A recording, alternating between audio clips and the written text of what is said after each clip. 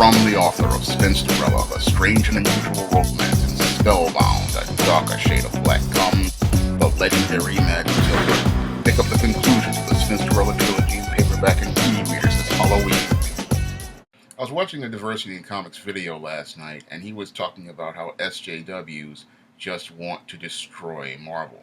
And as I was watching the video that he made talking about how these SJWs want to destroy Marvel, I finally figured out how to beat your social justice warrior. Now, this is not just beating a social justice warrior in Marvel, this is beating social justice warriors in the workplace and in any walk of life. The strategy for dealing with your social justice warrior is fairly easy, and I'm going to break it down in this video. Now, I recently wrote an ebook called Stop Simping in the Workplace, and in that ebook, I broke down the protocol for dealing with predatory women. And when I listened to Diversity in Comics talking about these social justice warriors, I began to figure out the pattern for their behavior, because their pattern for behavior is the exact same pattern of behavior that your predatory females participate in and your simps participate in. And when you are dealing with your social justice warrior, you have to understand one thing about your social justice warrior. Just like your predatory female, your social justice warrior thrives on environments where there are very limited rules and very limited structure. This is why they like an environment like a Marvel Comics, because in a creative environment, people are often very flexible with rules and there's very little structure. So your social justice warrior likes to gravitate towards these types of environments because they feel like they can come in these environments and be able to take over those environments, because that's one of the behaviors they participate in when they enter an environment. Just like your workplace hood rat or your other workplace predators like your gold diggers or your workplace manginas, what your social justice warrior will do is they will enter into an environment and then they will try to take over the environment. And that's what these predators do. They come into your work environment and they will just literally come in and take over. This is why workplace environments become infested by social justice warriors, because they come in and they try to make the workplace an extension of their home life and their personal life. And when it comes down to their home life and their personal life, it is chock full of chaos. This is why your work environments that are filled with social justice warriors just don't function, because these people are completely dysfunctional from day one. And if you allow them an inch of power, they will take over your entire organization. However, the reason why they take over these environments is due to two or three individuals in their workplace. One is your feminist who is in your workplace, and she will be someone who will be all about feminism. And what the social justice warrior will do is they will try to cater to them and try to appeal to them based on feminist theory, and that's how they get to corrupt some of the women in your workplace. But the most dangerous person in your workplace that can be corrupted by social justice warriors are your beta males. And your beta males are primarily one of the reasons why it is almost next to impossible to remove a social justice warrior from an environment. Because when it comes down to your beta males are always looking to try to enter into a covert contract with a female. Whenever they see females in an environment, they're always looking to try to find some way to enter into a covert contract with them, and they're always looking to submit and defer to them and their authority. Because when you have SJW females in an environment, your beta males will start submitting to them, or as we call it in the black community, simping for them. And when they start simping for them, they'll start enabling them by making excuses for them, giving them passes for bad behavior, giving them free things at work, and just letting them get away with all sorts of things that they would not allow any man to get away with they will allow the SJW female to get a pass for all sorts of irresponsible, reckless, and egregious behaviors and unprofessional behaviors. And because your beta male continues to give them a pass, these females will literally take over your work environment, because when you have beta males in an environment, again, they always look to submit. And the reason why they're looking to submit is because what they want to enter into with the females is a covert contract. And that covert contract they're trying to enter into is, I'll let you get away with being unprofessional on the job so that I can try to get a date with you, or I can try to get some sort of personal attention with you. And the same thing happens on the job when these women are working with these SJW males in the workplace. Because what happens here is the women, because they are emotional, start liking the SJW male, and they start wanting to pay attention to the SJW male, and they want attention from the SJW male. So they start trying to create a covert contract with them, and they give the guy passes for his irresponsible, reckless, and egregious behaviors on the job. And that can also slow things in your workplace down in terms of productivity. When it comes down to your SJWs, whether they be male or female, what they want to do is, one, enter into a covert contract, and then two, establish something called the triple standard. What is the triple standard? The triple standard is this. The triple standard is where you have a workplace where instead of everyone following the one standard of the executives and management and the mission of the organization, you have three standards in terms of work. And one standard will be established for the SJWs, which is the social justice warriors.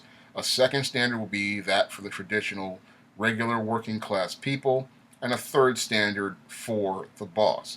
And under the triple standard, nothing gets done in the workplace, because what happens when you have an SJW in the triple standard is they're going to give all the SJWs a pass for their work, no matter how poorly it's done, no matter how poor quality it is done, no matter how incompetent they are.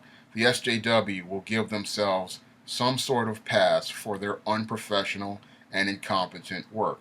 Now, moreover, what they will do for your traditional people who are on the job is they will establish a high standard for their work. And what will happen is, under that high standard, these people will feel frustrated and overwhelmed, and they'll leave. And this is how your SJWs take over organizations, under the second standard. Because the first standard, they give themselves a pass, and under the second one, they use it to impose high standards on people, and that forces your good working class people out. And this third standard is where they have the covert contract with the boss, because the boss will then give the SJWs a pass, and then he does that so he can get a pass, and that's what leads to your organization winding up in a state of decline, because you have these two individuals who are under this covert contract giving each other passes for irresponsible, reckless, and unprofessional and egregious behaviors, and they're not thinking about serving the mission of an organization and meeting its goals. What they're thinking about is meeting each other's needs and satisfying each other just to collect paychecks at the expense of your organization.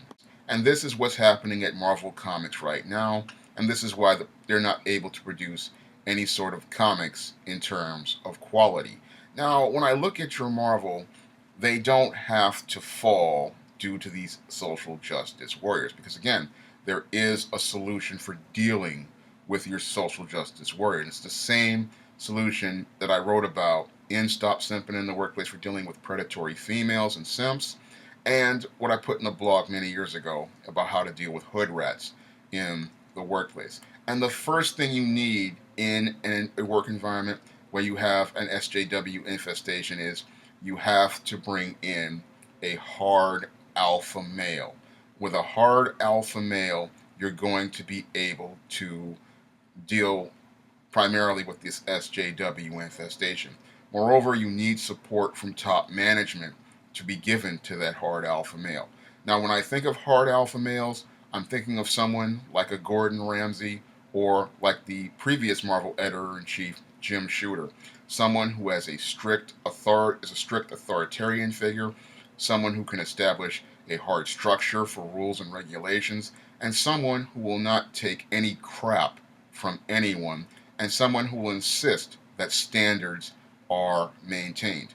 Once you have established this person in place as your leader of this organization, you will have quickly some heavy results when dealing with your social justice warriors. Because when it comes down to your social justice warrior, they do not like authority figures. That's something you need to understand. They do not like authority figures, and they do not like to work. One of the things that social justice warriors like to do is they like to get on a job, they like to talk about pushing an agenda. But you, as a boss, by having an authority figure in place, the boss, what he's going to do is make these people start focusing on the goals of the organization. Because when I look at Marvel Comics right now, under Tom Beverett and Axel Alonso, they're beta males. And the reason why the company has gone off the rails is because these beta males do not know how to handle your SJW. Someone like Jim Shooter would know how to handle them. Someone like Gordon Ramsay would know how to handle them. Someone like myself would know how to handle them. And the first thing we would do is establish that hard line of authority. And whenever they start talking about their agenda politics or their identity politics, we're going to get them right back on track to what the mission of the organization is and what the standards of the organization are and what is required of them and what they are supposed to do when they are on the job. Because again, when it comes down to your SJW likes to push their agenda, but they do not like work. And when you're dealing with these predators like this, you have to make them focus on the work that they said they're going to do, because when they agreed to work for you, they agreed to do the work you asked them to do. And in artistic environments, people think that they have freedom, but again, when you're dealing with SJWs, you need hard structure. And when you establish hard structure, that's when you're going to start to see quite a few of the SJWs start saying things like, they're not happy here, they're not comfortable here, you're being too hard on them, and you cannot give in to the SJW when they start going into this shaming language, because when they go into this shaming language, what they're trying to do is trying to break your resolve. And if you allow people to break your resolve, what's going to happen is your environment's going to go back into chaos. And when you're a boss, you have to pretty much get these people back in line. And what's going to happen with some of those SJWs when they see the hard line authority is the ones who really do not like structure, they're going to start either trying to find other jobs or they're going to resign, because that's how you deal with an SJW from the first part. The second part of dealing with an SJW has to do with the enforcement of rules and regulations, because when you have an SJW in your work environment, you have to do things like always make sure you're asking them where they are at their work, and ask for examples of their work, because what your SJW will do is they're going to try to deflect. They're going to try to make excuses. And you have to make sure that they get right back. You have to get them right back on the page and make sure they're doing what they're supposed to do. And again, when you start establishing rules and structure with your social justice warrior, that's going to lead to a high amount of turnover with these social justice warriors, because these social justice warriors, they thrive in environments where there are no rules. They thrive in environments where there is no structure. They thrive in environments where there is no order. The more order and structure you establish with a social justice warrior, the faster they're going to head for the door, because your social justice warrior, they like to push agendas, but they do not like work. And because they do not like work, that's when they're going to start heading for the door. Because when it comes down to your social justice warrior, they do not care about work. They do not care about the goals of an organization. They're looking for a place to collect a check at the expense of other people. And one of the things they try to do to collect a check at the expense of a business is make themselves out to be a victim. This is why they'll go out here with this identity politics, because they want to say they're advocating for a victim or a protected class like African Americans, Hispanics, homosexuals, or whatever social cause they're going for. But that's all a smokescreen, because when it comes down to the social justice warrior, they're all about their covert contract. And their covert contract is all about, I'll try to push this agenda, which is so-called diversity, like they're doing at Marvel. And really, it's all about getting paychecks for themselves at the expense of other people. Because if you look at most of their work, it does not really reflect people in the community or people's narratives in the community. Because as a black man myself, I can look at the work of someone like a Ta-Nehisi Coates and tell you that his reflection of African Americans in his comics is not a fair and balanced representation of African Americans in life, because it's just not a balanced picture. It's a picture meant to fit the social justice warrior agenda and the social justice warrior narrative. The same thing with your Gabby Rivera. Hers is not about presenting a diverse and balanced picture of Hispanics. It's about pushing the agenda of your social justice warriors. And when it comes down to your social justice warriors, again, they do not like environments with rules. They do not like environments with structure. And they don't like people establishing hard lines of authority. And the other way of dealing with them is you have to always make sure you always keep them on the page with rules. A good editor-in-chief or a good boss is always going to bring them to the rules and regulations of the organization and talk about things related to work. Because one of the things your social justice warrior is going to do, again, is going to deflect and try to bring things into their agenda. You have to, as a boss, keep them on your mission, because you are paying them to work towards your goals, not theirs. And you are paying them because you are investing in their work towards making profits for your organization. And this is what's happened at Marvel, is that they have lost focus due to these beta males like Axel Alonso and Tom Beverett getting caught up in these social justice warriors and their agenda, and they have taken them off the mission of publishing comic books. And a good, strong boss is going to come in and say, look, I need to get you back focused on this mission, and I need to get this organization back focused on the goals of this organization, which is publishing comic books and entertaining readers of all ages. If you can't do that, then you're going to have to leave. That's what a hard, strong alpha boss is going to do. And again, when you're a social justice warrior, here's things like rules, structure, and standards. This is when they're going to start, again, going into their shaming language and trying to make themselves into a victim. And then they're going to do something like resign. And one of the things that a company has to do to protect itself from your social justice warrior is let people know, again, their employment is at will, and if you're not doing the work of the organization, then you're going to have to go. The big problem with comics and these social justice warriors is that they keep letting people shame them into caving in and giving them what they want. I saw that similar with the whole Gail Simone situation, and when it was explained to me, I finally understood what DC needed to do. And again, they need to follow what the example of the NFL, as is what it's doing with this Colin Kaepernick. Right now, your NFL, they're holding a hard line, not caving in to the shaming language or the victim narrative.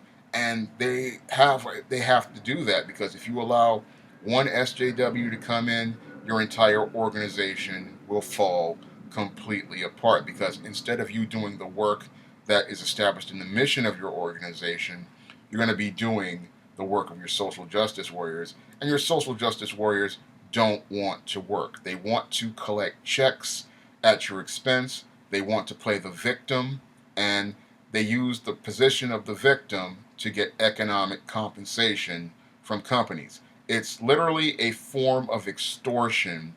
And what happens is many companies give into this extortion because they fear being sued, they fear their reputations being ruined. But you have to understand that you are going to lose either which way, so you may as well make a way to mitigate your losses. And the best way to mitigate your losses with a social justice warrior is by stopping them at minute one. And the first thing you do to stop a social justice warrior is by establishing your standards from the beginning. I was listening to people talk about how Heather Antos and many others got jobs at Marvel, and it was clear to me that the Marvel standard was not established from minute one, which is why your Heather Antos approached editors at Marvel talking about how she only had editing experience on one Kickstarter project, and all I would have to do to stop a person like that is ask them to show me their work. And once I took a look at their work and I saw I did not meet my standard, that would have stopped the social justice warrior right at the door. Again, when it comes down to your social justice warrior, they, in many cases, are manipulators and they are liars. And they try to use technicalities and terms to try to manipulate things to go their way. And what they want to do is get you to do things on their terms, not your own. When you deal with a social justice warrior, you always deal with a social justice warrior on your terms. And you make sure that they have to meet your standard. What happened with Marvel is that they keep meeting these SJWs at their own on their terms and keep going by what they want instead of insisting they do work by their Marvel standard.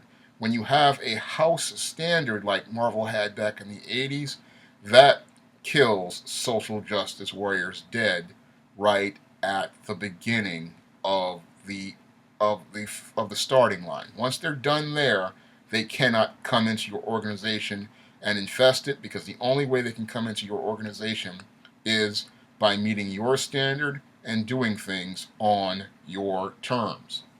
And after you establish a protocol for submissions and standards for submissions, you then go into your organization and start making efforts to deal with the social justice warriors who currently work in your organization.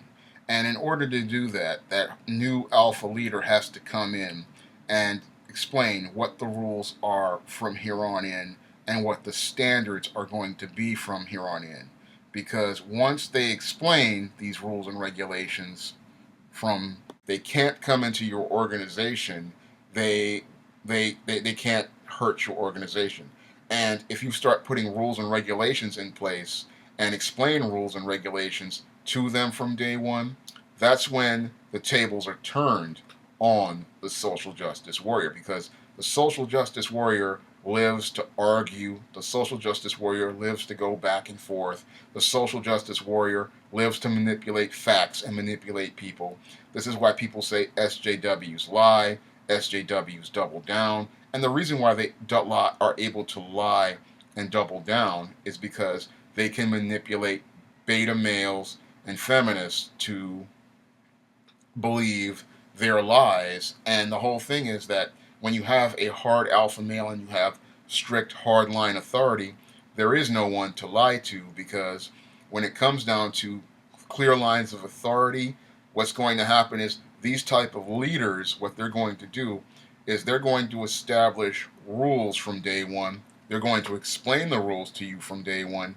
And when they go to discipline you, they're going to do things like record the meeting. They're going to have written notes, because they're never going to do anything oral, because the worst thing you could ever do with a social justice warrior is engage them in an oral argument, because these guys, like your predatory females and your manginas, are masters of oral combat. And engaging them in oral combat is a complete failure from minute one. You deal with these individuals by having rules and structure, and when you are disciplining these individuals, You take them into an office, you have a witness with you, and you have a camera recording while you are disciplining the individual or reprimanding the individual. That way you have a record of your interaction with that individual. Moreover, you make sure you have written records when you deal with a social justice warrior, because two things a social justice warrior can't escape from: one, a video recorded hard evidence of your interaction, and two, written records of their behavior right in front of you. When you have those two things, you have shut down the social justice warrior, because social justice warriors, because they lie and they double down, they can't escape a paper trail. Hard evidence is something your social justice warrior cannot escape. Just like the hood rats and the baby mamas, they use oral interactions to their advantage. You have to be able to shut that down. And the way you shut that down, again, is with video recordings and written documentation. Those two things will shut down your social justice warrior.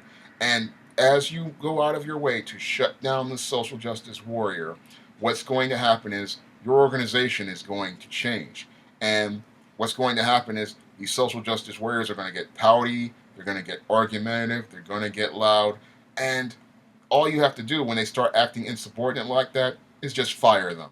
Because once you have a record of their behavior and documents of their behavior, you have a clear paper trail once they start coming in talking about going to upper management or filing a lawsuit. Because if you have documentation to back up your claims of their behavior and documentation to back up your arguments, they can come in with all the shaming language they want and the victimization narratives that they want.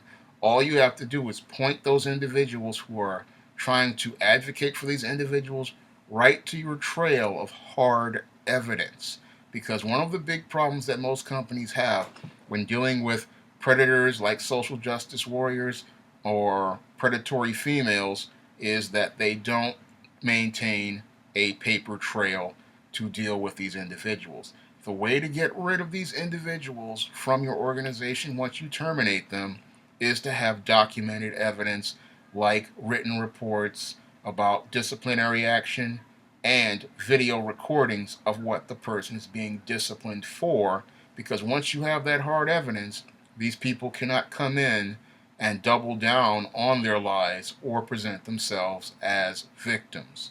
Because eventually, what they're going to do when they see the environment not working for them, where they're being forced to meet standards, is they're going to leave. And once they see that they cannot come into an environment to do nothing, they're all going to either resign or be fired, and then you can start working towards rebuilding your organization. And the other thing you really need to remove a SJW infestation is you need hard support from executive management. Once you put your alpha leader in place in your organization, you have to give him power, you have to give him authority to be able to lead the organization and manage the organization effectively. Because another thing that your SJWs are going to try to do is they're going to try to go over the head of this boss. They're going to try to be friendly and be nice and say this guy is too strict, this guy is too mean. No, you have to stand right by this guy's side and let them do what they need to do. Because in order to exterminate this SJW vermin, you need to let them work. Because as this individual comes in to clean up the toxicity and clean up the toxic environment created by these SJWs, you're going to have a cleaner and more sanitized work environment. Because the longer you let this individual establish rules, establish structure, establish order, and demands that standards are maintained, what's going to happen is your work environment will become more productive, and your work environment will be able to start meeting goals. Because the whole thing with dealing with your social justice warrior is you have to make sure that you are in charge, you are the authority figure, and and establishing that your mission and your goals are going to be a priority in your organization. Because your SJWs, how they come in is that they try to play up to your feelings and your emotions, and the only way to deal with an SJW is to keep hitting them with hard logic. And when it comes down to your SJWs, they'll try to be your friend, they'll try to be nice, but as an authority figure, you have to get them back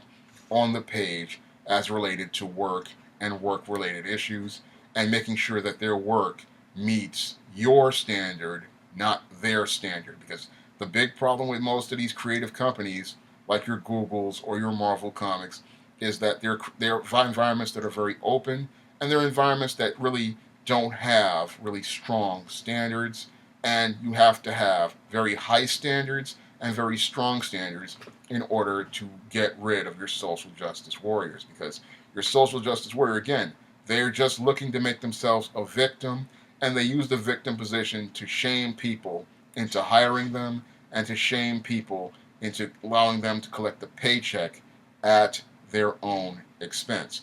If you want to learn more about how to deal with workplace predators like simps, manginas, hood rats, and social justice warriors, I urge you to pick up my ebook, Stop Simping in the Workplace. It details all the solutions to deal with workplace predators and the history of this workplace simp and other workplace predators. And it's essential reading for anyone with a business. And if you'd like to help me make more videos, you can donate to my Patreon by clicking the link in the description box. That's all I have to say for this video. You can comment, rate, and subscribe.